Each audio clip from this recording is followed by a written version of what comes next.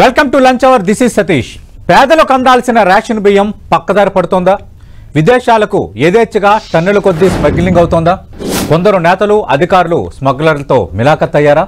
బియ్యం అక్రమ రవాణాకు సంబంధించి అడ్డుకట్టు ఎలా? పోర్టుల భద్రత సంగతేంటి? అక్రమ రేషన్ కార్డులతోనే బియ్యం దందా జరుగుతోందా?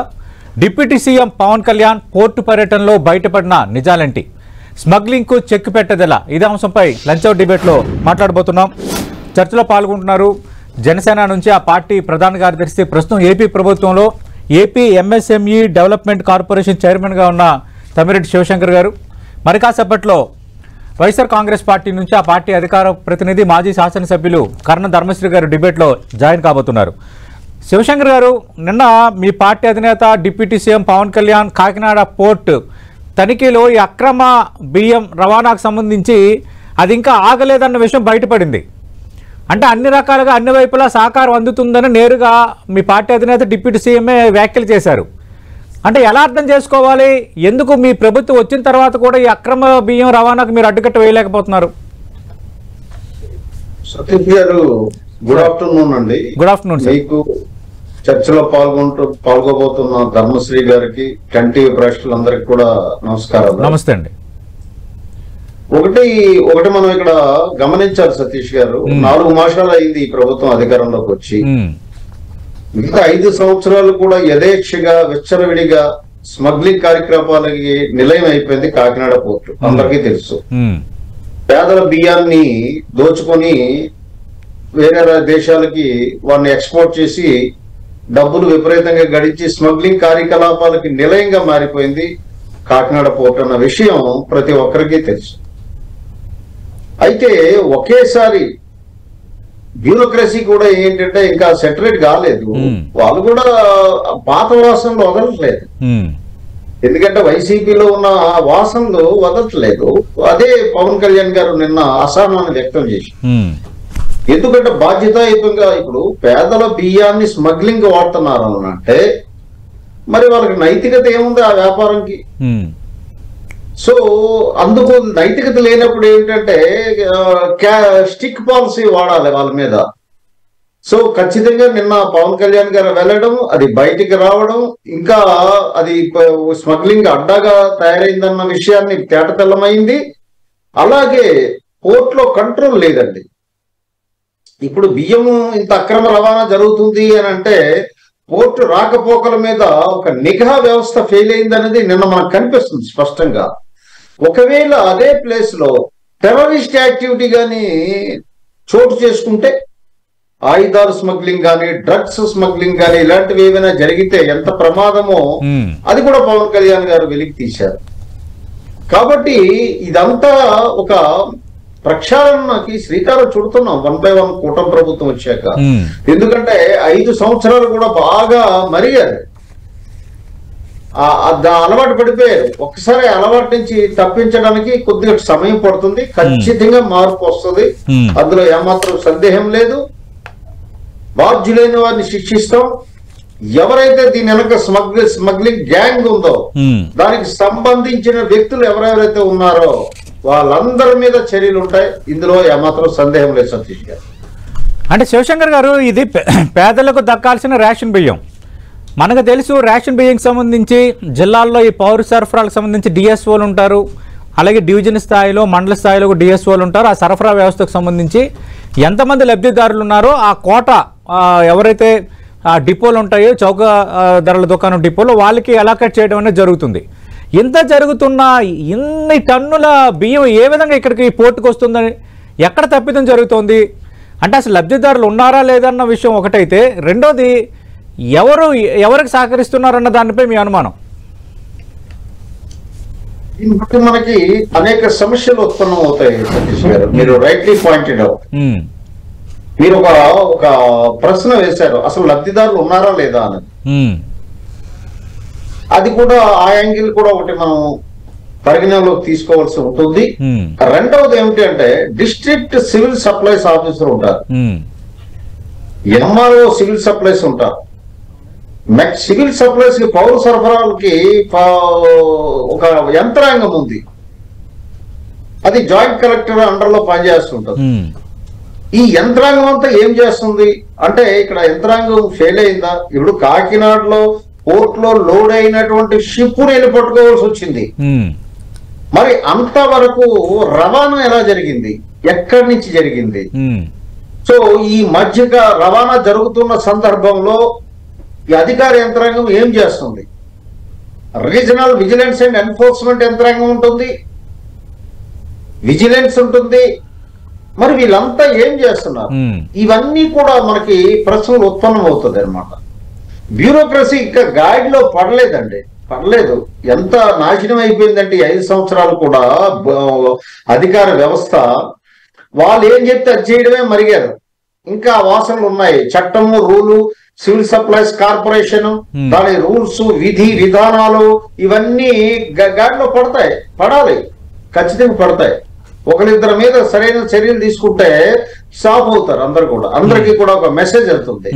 అసలు కాకినాడ పోర్టుకి బియ్యం ఎక్కడి నుంచి వస్తున్నాయి, ఎలాగ వస్తున్నాయి, రవాణా అంత యథేచ్ఛగా ఎలా సాగుతుంది, మరి ఈ రెవెన్యూ యంత్రాంగం ఏం చేస్తుంది? ఇవన్నీ ఈ ప్రశ్నలన్నీ కూడా సమాధానం చెప్పవలసిన బాధ్యత ఆ కన్సర్న్ యంత్రాంగం మీద ఉందండి. అంటే శివశంకర్ గారు, గతంలో మీరు ప్రతిపక్షంలో ఉన్నప్పుడు, అంటే వాట్ ఇట్ మీన్స్ ప్రతిపక్ష పాత్ర పోషిస్తున్నప్పుడు మీరు చాలా వ్యాఖ్యలు చేశారు. మీ పార్టీ అధినేత చాలా వ్యాఖ్యలు చేశారు. ఈ అక్రమ రవాణాను అడ్డుకట్ట వేయాలన్నారు. ఏ విధంగా అవినీతి జరుగుతుందో చాలా కామెంట్స్ చేశారు. అప్పటి అధికార పార్టీ ఎమ్మెల్యేల పైన మీరు ప్రధానంగా పేర్లతో సహా ఆరోపణలు చేశారు. కానీ మీరు ఇప్పుడు అధికారంలోకి వచ్చి 4 నెలలు అయిపోయింది. మీ కూటమికి సంబంధించిన శాసనసభ్యులే ఉన్నారు మెజార్టీగా. ఇప్పుడు కూడా మీరు గత ప్రభుత్వం వల్లే ఇప్పటికీ ఆ వ్యవస్థ అలాగే ఉండిపోయింది, ఇంకా అధికారులు ఇంకా మారటం లేదని ఆరోపించడం కరెక్టేనా?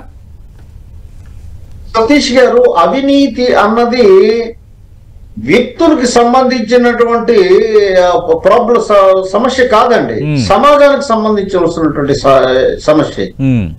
ఒకసారి అవినీతి వేల్లోనికి పోయింది అని అంటే అందులో అక్కడ పార్టీలతో సంబంధం లేకుండా అందరు వ్యక్తులు కూడా అందులో ఇన్వాల్వ్ అయిపోతారు. అధికార యంత్రాంగం ఇన్వాల్వ్ అయిపోతుంది. సో దాన్ని ప్రక్షాళన చేయడం అంత క్విక్ గా జరగదండి. ఎందుకంటే నేను అడ్మినిస్ట్రేషన్ లో గతంలో పనిచేసిన అనుభవంతో మీకు నేను చెప్తున్నాను. అవును, ఈ 4 మాసాలే అయింది మేము వచ్చి. సో గతంలో ఎవరు చేశారో మాకు అన్ని తెలుసు.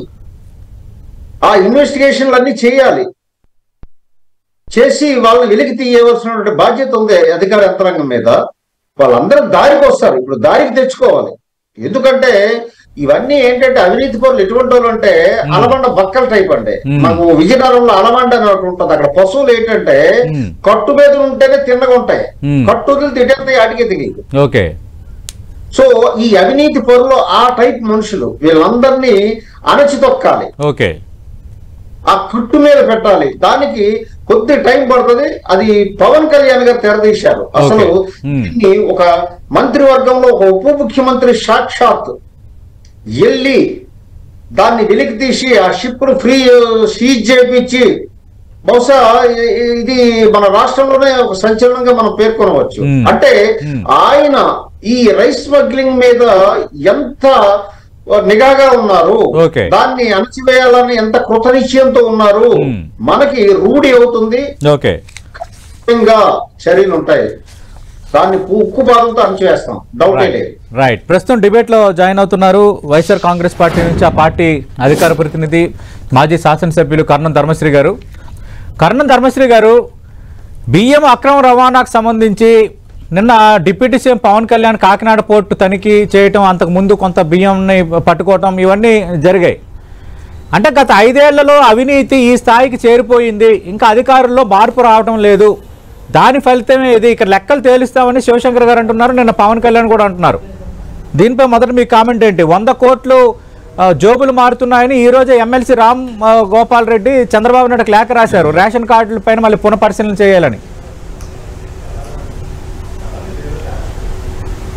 ఇప్పుడు 5 ఏళ్ళు మేము అక్రమ చేసామనో, అది చేసాము, ఇది చేసామని అంటే ప్రతిపక్షంగా మా మీద దుమ్మెత్తిపోయడమే ప్రధానమైన ఎజెండా కింద జనసేన కానీ టీడీపీ కూటమి పని పెట్టుకోవడం మాట వాస్తవం. మరి ఈ 5 ఏళ్ళు నిజంగా జరిగింది అనుకుంటే ఈ 6 నెలల్లో 7 నెలలు అయింది కదా, 7 నెలలు నిద్రపోతున్నారు ఏంటండి? రాజకీయ ఉనికిని చాటుకోవడం కోసం రకరకాల కార్యక్రమాలు చేయొచ్చు. ఉనికిని చాటుకున్నా సరే దానిలో వాస్తవాల దగ్గరగా ఉండాలా, ఆధారపూరితమైనటువంటి ఆలోచన ఉండాలి. మరి 7 మాసాలు కూడా మరి ఎంత అక్రమ రవాణా జరిగిందో, ఈ 7 మాసాల్లో జరుగుతున్నటువంటి దాన్ని సొంత శాసనసభ్యులపై ఆయన మాట అడిగారు కదా, అడగడంలో తప్పులేదు. ఒక బాధ్యతాత్మకమైనటువంటి డిప్యూటీ సీఎం ఉన్నప్పుడు అడగడంలో తప్పు అని అన్నాం. కానీ అడిగేటప్పుడు అందులో వాస్తవం ఎంత ఉందో గమనించుకోవాలి. అయితే 7 నెలల్లో సివిల్ సప్లై మినిస్టర్గా ఉన్నటువంటి మరి Nadendla Manohar civil supply minister అనుకుంటాను. అవును. మరి వాళ్ళందరికీ కూడా ఈ 7 నెలలు 8 నెలలు వాటాలు ఏమాత్రమే నిజంగా వెళ్ళినట్టయితే, ఈయన మాట ఆయన వాటా కరెక్ట్ అయితే, నిజంగా ఈ 7 మాసాలు ఆయన వాటా కరెక్ట్ అయితే, ఆయన కోటా కరెక్ట్ అయితే డెఫినెట్ గా పవన్ కళ్యాణ్ గారి మాట కూడా నిజమే. అలాగే 5 ఏళ్ళలో కూడా జరిగినటువంటి మాట కూడా వాస్తవం అవుతుంది. ఇవన్నీ ఏంటంటే రకరకాల చంద్రబాబు నాయుడు ఆడిస్తున్నాడండి. ఏదో రకంగా రేషన్ కార్డులు పీకియాల, పేదలకు పట్టెడు అన్నం పెడుతున్నట్టు రేషన్ కార్డులు పీకేయాలి కాబట్టి ఏదో ఒక కార్యక్రమం చెయ్యాలా అని చెప్పేసి సొంత ఎమ్మెల్యేల చేత లెటర్లు పెట్టించి కార్యక్రమం చేయడం, అడ్డగోలుగా ఇస్తారని. రేషన్ కార్డులే కదా అన్నిటికీ క్రైటీరియా యాక్చువల్గా. ఆరోగ్యశ్రీ కార్డు ఇష్యూ చేయడంలో కానీ, లేకపోతే రేషన్ కార్డు ఉండి తెల్ల రేషన్ కార్డు ఉంటే మిగిలినటువంటి బెనిఫిషియరీస్ అన్ని కూడా వాళ్ళకి అందరికి కూడా వర్తిస్తాయని ఆ రోజు నిజంగా దివంగత నేత రాజశేఖర రెడ్డి గారు అందరికీ రేషన్ కార్డులు ఇచ్చారు, అవకాశం ఇచ్చారు. ఎవరికి కూడా పసుపు కార్డులు అవి కూడా ఒక గ్రామంలో 2-3 ఉంటే ఎక్కువ. అలాంటిదేమో రేషన్ కార్డులు ఇచ్చారు. పేదరికి ఆదుకోవాలి, సాచ్యురేషన్ విధానంతో ముందుకెళ్లాలని. అదే విధానం జగన్మోహన్ రెడ్డి గారు కొనసాగించారు. వీళ్ళేంటంటే ఏదో రకంగా మొత్తం పీకేయాలి. రేషన్ కార్డులు పీకిస్తే ఒక్క మాటనే సూపర్ 6 అన్నారు, ఒక్క మాటని నిలబెట్టుకున్నారంటే నిలబెట్టుకోలేదు కదా. ఒక్క మాట ఒక్కటే ఏదైనా నిలబెట్టుకోలేదే. ఇప్పుడు ఏంటంటే ఒక గ్యాస్ సిలిండర్ అంటున్నారు, గ్యాస్ సిలిండర్ కావాల్సిన బడ్జెట్ చూస్తే కేటాయించలేదు. 3 గ్యాస్ సిలిండర్లు అన్నారు, దాని తగ్గ బడ్జెట్ కేటాయించలేదు. అక్కడ తేటతలం అయిపోయింది. అందుకని ఈ మాటల్లో డొల్లతనం కొట్టొచ్చినట్టు కనిపిస్తుంది. అయితే పవన్ కళ్యాణ్ గారు కానీ, లేదంటే ఇప్పుడు శివశంకర్ గారు, పెద్దలు శివశంకర్ గారు లాంటి వాళ్ళు కానీ, వాళ్ళు ప్రధానమైన బాధ్యత కొంచెం ఏదో ప్రశ్నించడానికే పుట్టింది పార్టీ, ప్రశ్నించడానికి వచ్చామనేది గతంలో అనేవారు కదా. దాన్ని అప్పుడప్పుడు జ్ఞాపకం తేవడం కోసం ఇలాంటి కార్యక్రమాలు చేయాలని చంద్రబాబు నాయుడు రేషన్ కార్డుల మీద ఎత్తండి, కొంచెం పీకేయాలని ఆయన చెప్పగానే అక్కడ డైరెక్షన్, ఇక్కడ యాక్షన్ మొదలైపోయింది. తప్ప అందులో వాస్తవాలు ఎంత ఉన్నాయి. అయ్యో మనం రేషన్ కార్డులు పీకేస్తే చాలా ప్రమాదం, పేదవాడు కడుపు కొట్టినట్టే అనేది ఉన్నారు కదా. దానికి ఆద్యం ఏంటంటే దానికి పునాది ఇది గత 5 ఏళ్ళలోనే ఎంతో అక్రమంగా బియ్యం రవాణా అయిపోయింది, షిప్పుల మీద రవాణా అయిపోయింది. 5 ఏళ్ళు అయిపోయిందా అని మీరే అంటున్నారు. మరి అయితే ఈ 8 నెలలు ఏం చేస్తున్నారు? మీరు మామూలుగా అక్కడ మే అయిపోయింది, May, June, July, August, September, October, November, ఇంకో డిసెంబర్ వచ్చింది. మరి ఇన్నాళ్ళు మీరు ఏం చేస్తున్నారు? ఈ 7 మాసాలు మీరు ఏం చేశారు? 7 మాసాలు ఎంతవరకు మీకు వాటాలు వచ్చాయి? మీ కోటా ఎంత వచ్చిందో నిజమైతే పవన్ కళ్యాణ్ గారు చెప్పినటువంటి మాట కూడా నిజమే. రైట్. శివశంకర్ గారు రేషన్ కార్డులను భారీగా ఏరివేద్దాం అనుకుంటున్నారు. దానికి సంబంధించి ఒక డ్రామా క్రియేట్ చేస్తున్నారు. పవన్ కళ్యాణ్ వెళ్ళటం, అడగటం ఇవన్నీ. రెండోది, అధికారంలోకి వచ్చి కూటమి 6 నెలలు అవుతుంది. మరి మీరు అధికారంలో ఉన్నారు కదా, మరి 6 నెలలు కూడా అక్రమ రవాణా జరిగినట్టే కదా డిప్యూటీ సీఎం వ్యాఖ్యలు బట్టి. ఇది కర్ణ ధర్మశ్రీ గారు లేవనెత్తున్న 2 అంశాలు. ధర్మశ్రీ గారు లాజిక్ మిస్ అవుతున్నారు. ఎందుకంటే సింపుల్ లాజిక్ ఎలా మిస్ అవుతున్నారంటే, కాకినాడ పోర్ట్ లో అవినీతి అడ్డాగా స్మగ్లింగ్ రైస్ గురించి ఆయన ఒక్క మాట మాట్లాడలేదు. చూసారా, ఆయనలో రాజనీతి ఉంది. ఎందుకంటే వాళ్ళ నాయకులందరూ 5 సంవత్సరాలు పూర్తి తినేశారు. అక్కడ కాకినాడ పోర్ట్ ని చెరుకు పిప్పి చేసినట్టు చేశారు. ఇప్పుడు ఆయన ఏమైనా మాట్లాడితే మనకి చికాకు వస్తుందని చెప్పేసి అది పక్కా తప్పిచ్చేసి ఇదంతా కార్డులు తీయడానికి అని ఆయన స్టైల్లో సంధించారు. ఇది కరెక్ట్ కాదు. ఇప్పుడు అవినీతి అక్కడ 5 సంవత్సరాలు జరిగింది, బాగా అది క్రానిక్ అయిపోయింది డిసీజ్. 5 సంవత్సరాలు చేసిన వాళ్ళు ఎవరు? వీళ్ళ నాయకుడు. ఆయన ఎవరో తెలుసు ధర్మశ్రీ గారికి. పాపం ఆయన నోట్ అంటే అనలేడు, కానీ ఆ ఎవరు అక్కడ ఎలా బలిసిపోయాడో అవన్నీ తెలుసు ఆయన. అంటే మీరు అధికారంలోకి వచ్చి 6 నెలలు అయింది కదా, ఇప్పుడు మీరు అదే ఆరోపణ చేయడానికి రైట్ ఉంటుందా? ఎందుకంటే యంత్రాంగం, వ్యవస్థలు అన్ని మీ చేతుల్లోనే ఉన్నాయి. మీ కూటమి ప్రభుత్వం ప్రస్తుతం అధికారంలో ఉంది. లోకల్ శాసనసభ్యుడు, కూటమి శాసనసభ్యుడే.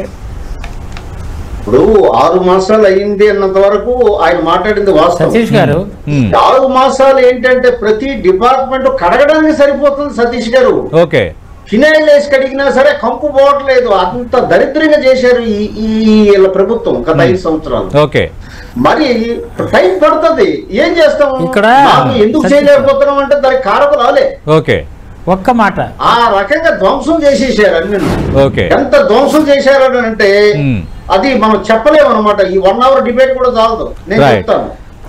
కర్ణ ధర్మశ్రీ గారు మొత్తం వ్యవస్థను ధ్వంసం చేసేశారు, వాటిని సంస్కరించేసరికి టైం పడుతుంది అంటే గతంలో ఏం జరగలేదు అన్నట్టుగా రాజనీతి ప్రదర్శిస్తున్నారు కర్ణం ధర్మశ్రీ గారు. బియ్యం అక్రమ రవాణా జరుగుతున్నమాట వాస్తవా కాదా అన్న విషయాన్ని ఎందుకు ఆయన ఒప్పుకోవటం లేదు? ఇది శివశంకర్ గారు అడుగుతుంది. ఇప్పుడు శివశంకర్ గారు మాట్లాడితే కడగడానికి ఎక్కడికి అడిగారండి? అడగడానికి నాటి కడగడానికి కాదు, అడగడానికే మీరు శాసించలేకపోయారు 6 నెలల్లో. ఇప్పుడు ఏదో అడుగుతున్నారు.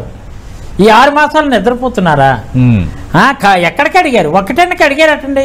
ఓకే, సూపర్ 6 అన్నారు, ఒకటైనా మీరు కడగడం మాటకి అడిగారటండి. కడగక్కర్లేదు, అడిగారా? మీరేంటంటే అటు మంగలాక కక్కలాగా నలిగారు తప్ప ఎక్కడైనా సరే అడిగితే ఎక్కడ అలిగేస్తారని చెప్పేసి ఎక్కడ అడిగితే ఎక్కడ అలిగేస్తారని చెప్పి నలుగుతున్నారు తప్ప ఎక్కడ అడుగుతున్నారు శివశంకర్ గారు? ఒక్క మాట అనుకుందాం, నిజంగా కాకినాడ పోర్టు ద్వారా జరిగితే ఎవరో అవినీతి అనకొండలు ఎవరైతున్నారో చర్య తీసుకోమంటున్నాం, స్వాగతిస్తున్నాం. మేము కూడా మేము ఎప్రిషియేట్ చేసి చప్పట్లు కొట్టి అలాంటి దుర్మార్గులు ఎవరన్నా బొక్కలు వేయమంటున్నాం, బొక్కలు వేయమని మేము అంటున్నాం, బొక్కలు వేయమని చెప్తాం. మేమేమి వత్తాసు పలకట్లేదు శివశంకర్ గారు. మేమేం వత్తాసు పలకలేదు. అలాంటి దుర్మార్గులు ఎవరుంటే బొక్కలు వేయండి. కానీ అప్పుడు ఉన్నారో లేదో తెలియదు. కానీ ఈ 6 మాసాల్లో కూడా మరి ఎంతెంత ఎన్ని రకాలుగా బెల్ట్ షాపులు పెట్టి శిష్టరాజ్యంగా ఆరోగ్యాన్ని పాడు చేస్తూ మీ వాళ్ళందరూ కూడా కూటమిలో ఉన్నటువంటి కూటమి వినాయకులు మింగడానికి సంబంధించినటువంటి వినాయకులు అంటున్నాను, సంబంధించినటువంటి వాళ్ళు ఒక్కొక్కరికి ఓటాలు కూడా నిగ్గి తేల్చేయాలి మనం. అలా దుర్మార్గులు ఏడు మంచిదే, నిజమే మేము తప్పు చేసామని మీరు భావిస్తున్నారు సార్. ఈ రోజు మేము తిప్పలు పడి నిజమే తప్పులు చేసామని మీరు అంటున్నారు. మేము తప్పు చేయలేదు మేము అంటున్నాం. మీరు ప్రాప్కాన్ చేసినటువంటి విషయాలకు నమ్మి ప్రజలు మమ్మల్ని శిక్షించారు. కానీ మీ 6 మాసాలు మీరు ఏం ఉద్ధరించారు అంటే మిమ్మల్ని ప్రశ్నిస్తే మా మీద కేసులు పెట్టడమా? అంటే మీరు చేశారు కాబట్టి మేము చేస్తామంటే మేము చేశారు కాబట్టి మళ్ళీ మా బతుకులా మీ బతుకు అయిపోవాలా? మీ బ్రతుకు అయిపోవాలని మేము కోరుకోవట్లేదే. మీరు ప్రశ్నించినా పుట్టింది అన్నారు జనసేన పార్టీ. ఎక్కడ ప్రశ్నిస్తున్నారు సార్? అందుకని నేను ఒక మాట, నిన్న బియ్యం అక్రమ రవాణా జరుగుతుందని అధికారంలో భాగస్వామి అయిన పవన్ కళ్యాణ్ మాట్లాడటం ప్రశ్నించడం కిందకి రాదా? ఎలా వస్తుందండి? ఈ 6 మాసాలు ఏమన్నా ఏం ప్రశ్నిస్తున్నారు అంటే అక్కడ ఉన్న ఇప్పుడు అంటున్నారు కదా శివశంకర్ గారు, ఈ 6 మాసాలు నిద్రపోతున్నారా అంటున్నా. నిద్రపోతున్నారా? ఎవరైతే వెలికి తీయండి, మేము సపోర్ట్ చేస్తాం. ఇంకో పలానా దగ్గర ఇక్కడ ఎలా జరిగిందని చెప్పండి, శివశంకర్ గారితో మేము వస్తాం. కాకినాడ పోర్టును అడ్డంగా పెట్టుకుని అక్రమ రవాణా జరిగిందని చెప్పండి. అక్రమ రవాణా పలానా ఆధారాలతో పెట్టండి. శివశంకర్ గారు గత 5 ఏళ్ళలో జరిగింది కూడా పెట్టండి. శివశంకర్ గారు ఏ పోర్టుల్లో కానీ ఎక్కడా కానీ అక్రమాలు జరిగాయంటే ఎవరినైనా శిక్షించండి. కాకినాడ పోర్టులో బియ్యం అక్రమ రవాణాపై నిన్న పవన్ కళ్యాణ్ చేసిన వ్యాఖ్యలని ప్రభుత్వం చర్యలను మేము స్వాగతిస్తామని కర్ణం ధర్మశ్రీ గారు అంటున్నారు. Point number 1. రెండోది మీ పార్టీకి అంటే కూటమికి సంబంధించి తెలుగుదేశం పార్టీ శాసనమండలి సభ్యుడిగా ఉన్న భూమిరెడ్డి రామగోపాల్ రెడ్డి ఈ రోజు ఉదయమే కరెక్ట్గా 2 గంటల కిందట ముఖ్యమంత్రి నారా చంద్రబాబు నాయుడుని ఉద్దేశిస్తూ ఒక లేఖ రాశారు. ఆయన ఏమంటున్నారు, ఆల్రెడీ రేషన్ బియ్యం అక్రమ రవాణాపై స్మగ్లర్లపై చర్యలు తీసుకోవాలి, రాష్ట్రంలో ప్రతి నెల 100 కోట్లు అక్రమార్కుల జేబుల్లోకి వెళ్తోంది, రాష్ట్రంలో రేషన్ కార్డుల విషయం పునఃపరిశీలన చేయాలంటున్నారు. అంటే రేషన్ కార్డులు, బోగస్ రేషన్ కార్డులు, తర్వాత రేషన్ కార్డులు ఆధారంగా బియ్యం పక్కదారి పట్టడం అనేది జరుగుతుందన్న వాస్తవమా? సతీష్ గారు ఇందాక మన ధర్మశ్రీ గారు యాక్షన్ తీసుకోండి మేము స్వాగతిస్తాం అన్నారు. ఖచ్చితంగా ఆయన కోరుకుని జరుగుతుంది త్వరలోనే. ఆయన ముచ్చట కూడా తీరుస్తాం. నెంబర్ 1. 6 మాసాల నుంచి ఏం చేశారు అని అంటే, అయ్యా మీరు భూ సమస్యలు, భూమి అక్రమాలు అవన్నీ సెట్ చేయడానికి ఎంత టైం పడుతుందో మీరు చూశారు. ఇసుక పాలసీని ఎంత నాశనం చేశారో దాన్ని సెటరేట్ చేయడానికి ఎంత టైం పడుతుందో పాలసీ తీసుకురావడానికో అది గమనిస్తున్నారు ప్రజలు. తర్వాతను ఎక్సైజ్ పాలసీని మీరు ఎంత అతరాపుతరం చేసేశారు, ఇండస్ట్రియల్ పాలసీని డిమాలిష్ చేసేశారు, ఎడ్యుకేషన్ పాలసీని నాశనం చేసేశారు. ఇలాగ వ్యవస్థలు ఒకటికొకటి పేర్చుకుంటూ సరిదిద్దుకుంటూ వస్తున్నామండి. ఇది గమనించి ప్రజలు తెలుసుకుంటున్నారు. మీకంటే మీకు వినపడదు కనపడదు, అది వదిలేయండి. అంటే రేషన్ కార్డులు భారీగా రేషన్ కార్డులపై కోత విధించబోతున్నారు, దానికి సంబంధించి ఇదంతా రెడీ చేసుకుంటున్నారు, ఇది వైఎస్ఆర్ కాంగ్రెస్ పార్టీ ఆరోపణ. విమర్శించడానికి ఏముందండి, నోటికి నాలుగుకి లైసెన్స్ అక్కర్లేదు, ఏదైనా మాట్లాడతారు వాళ్ళు. కాబట్టి రేషన్ కార్డులనే కాదు, ఎక్కడైనా సరే అవినీతి జరిగితే, ఇప్పుడు ఈ రోజు సోషల్ మీడియాలో మొన్నటి వరకు భాష ఎలాగ ఉందండి, ఇప్పుడు తిన్నగయ్యారు. ఎలా తినగయ్యారు అలాగే అన్ని మారుతాయి. ఇప్పుడు ఈ రాజ్యం చేశారండి. రేషన్ కార్డులో జరిగిందేమో వెరిఫై చేద్దాము. బోకస్ ఏమున్నా సరే ఇప్పుడు అంటే రానున్న రోజుల్లో ఆంధ్రప్రదేశ్ లో రేషన్ కార్డులు ఏవి నకిలీ, ఏవి బోగస్, ఏవి కరెక్ట్ అని దాని మీద ఏమైనా ఒక బిగ్ ఆపరేషన్ లాగా ఏమైనా తీసుకోబోతున్నారా, ఒక డ్రైవ్ లాగా? ఇప్పుడు మీకు December 1 తర్వాతను కొత్త రేషన్ కార్డులకి పెన్షన్స్ కి అప్లికేషన్ పెట్టుకోమని గవర్నమెంట్ మార్గదర్శకాలు ఇచ్చింది. అంతా ఒక ప్రక్షాళన చేయవలసిన అవసరం ఉందండి. నిజమైన లబ్ధిదారుడికి, నిజమైన అర్హత ఉన్న లబ్ధిదారుడికి ఎట్టి పరిస్థితుల్లో అన్యాయం జరగదు ఈ ప్రభుత్వంలో. రైట్. కర్ణ ధర్మశ్రీ గారు, నిజమైన లబ్ధిదారుడికి అన్యాయం జరగదు. ఆల్రెడీ December 1 నుంచి కొత్త రేషన్ కార్డులకు అప్లై చేసుకోమని చెప్పాము. నిజంగా బోగస్ రేషన్ కార్డులు ఉండి ఈ విధంగా బియ్యం అక్రమ రవాణాకు అవి దోహదం చేస్తున్నాయంటే ప్రక్షాళన చేస్తామంటున్నారు శివశంకర్ గారు. నాకు ఏంటంటే సతీష్ అన్న బాధ ఏంటంటే, ఇప్పుడు చింతించవలసినటువంటి అవసరం ఏంటంటే, శివశంకర్ గారు లాంటి వాళ్ళు కూడా ఒక ఇంటలెక్చువల్ అయ్యి ఉండి కింద స్థాయి నుంచి వచ్చినటువంటి వ్యక్తి, పల్లెల్లో చదివినటువంటి వ్యక్తి, ఒక ఉన్నతమైనటువంటి మంచి జిల్లా ఆఫీసర్ అయినటువంటి వ్యక్తి, రాష్ట్ర స్థాయిలో ఉన్నటువంటి ఒక మంచి అధికారిగా గుర్తింపు పొందినటువంటి వ్యక్తి, దుర్మార్గంగా జరుగుతున్నటువంటి బెల్ట్ షాపులు, ఇప్పుడు ఉన్నటువంటి మద్యం విధానాన్ని, ఇసుక విధానాన్ని సమర్థిస్తున్నారంటే చాలా ఆశ్చర్యం వేస్తుందండి. ఇప్పుడు ఎంత తెలుసండి, లారీ ఒక టన్ను రేటు 1200 రూపాయలు ఉంటే ఈ రోజు 1380 రూపాయలు టన్ను రేటు అమ్ముతున్నారు సార్. ఎక్కడ ఫ్రీ ఉచిత ఇసుక చెప్తున్నారండి?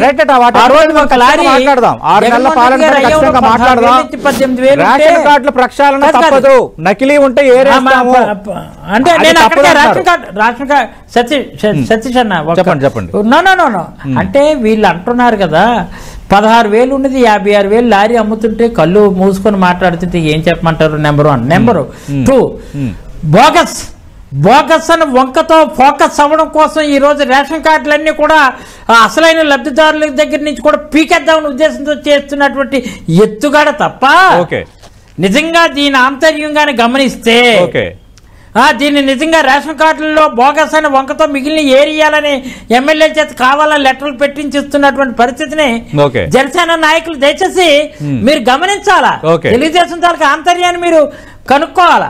మీరు ఇంకా కళ్ళున్న గబోదులా మీరు ఏంటంటే తెలియలేనట్టు భ్రమపడి వాళ్ళ భ్రమలో ఇంకా వాళ్ళు కూడా ప్రభుత్వంలో భాగంగా ఉన్నారు కదా, వాళ్ళతో పాటు మిమ్మల్ని కూడా చీకొడతారండి. ప్రభుత్వంలో ఉన్నారు కానీ వాళ్ళు ఎలా చెప్తే అలా తీసుకెళ్లిపోయి సమర్థిస్తున్నారంటే ఇంకేమనుకోవాలండి. పవన్ కళ్యాణ్ అంటే పోనీ రాజకీయాల్లో కొంచెం కొత్త అవ్వచ్చు, పోనీ ఆయన ఏమో నిజాయితీగా ఉండి కొంచెం ప్రశ్న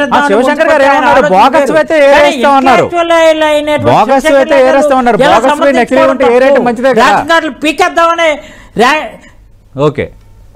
రేషన్ కార్డులు పీకేద్దామని అంటున్నా.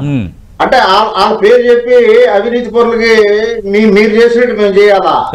ధర్మశ్రీ గారు ఇంత అధర్మంగా మాట్లాడతారు ఏంటంటే మీరు? పేరులో ధర్మం ఉంది, మాట్లాడేది అధర్మంగా మాట్లాడుతున్నారు. రైట్.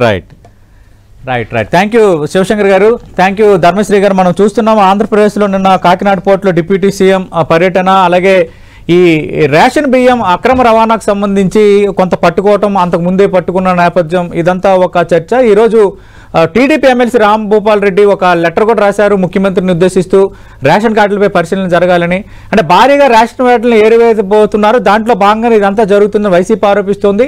బోగస్వి నకిలీవి ఎక్కడున్నా ఖచ్చితంగా ప్రక్షాళనలో భాగంగా ఏరేస్తాం, గతంలో జరిగిన అవినీతిని పాల్దోలుతాము, దానికి మొత్తం అంతా సరిపోతుంది. అధికారులు చాలామంది ఆ విధంగా సహకరిస్తున్నారు, వాళ్ళ భరతం కూడా పడతామని అటు కూటమిలో భాగంగా ఉన్న జనసేన అధినేత పవన్ కళ్యాణ్ వ్యాఖ్యలు సంబంధిస్తూ శివశంకర్ గారు అంటున్నారు. చూద్దాం నిజంగా రేషన్ కార్డులు ఏరువేయడానికి ఇది ఒక ప్రాతిపదిక కాబోతుందా, నకిలీ రేషన్ కార్డులు బోగస్ కార్డులు ఎత్తేయడానికి ఇది ఒక కీలకం కాబోతుందా అన్నది మనం రానున్న రోజుల్లో చూడబోతున్నాం. ఆల్రెడీ డిసెంబర్ 1 నుంచి కొత్త రేషన్ కార్డులకు అప్లై చేసుకోమని ఏపీ ప్రభుత్వం ఇప్పటికే ఆదేశాలు జారీ చేసిన నేపథ్యంలో దానికి దేనికి సంబంధం ఉందా, ఈ అక్రమ బియ్యం రవాణాకు సంబంధించి ఏం తేల్చబోతున్నారు, అవసరమైతే పీడీ యాక్ట్ కింద కేసులు నమోదు చేస్తాము, సిబిఐ లేదా సిఐడికి ఇస్తామని డిప్యూటీ సీఎం ప్రకటించారు. కాబట్టి ఇది ఒక మేజర్ ఇష్యూగా రాష్ట్రంలో రాబోతుందా? Let us wait and see. ఇది వాటి లంచ్ అవర్ డిబేట్.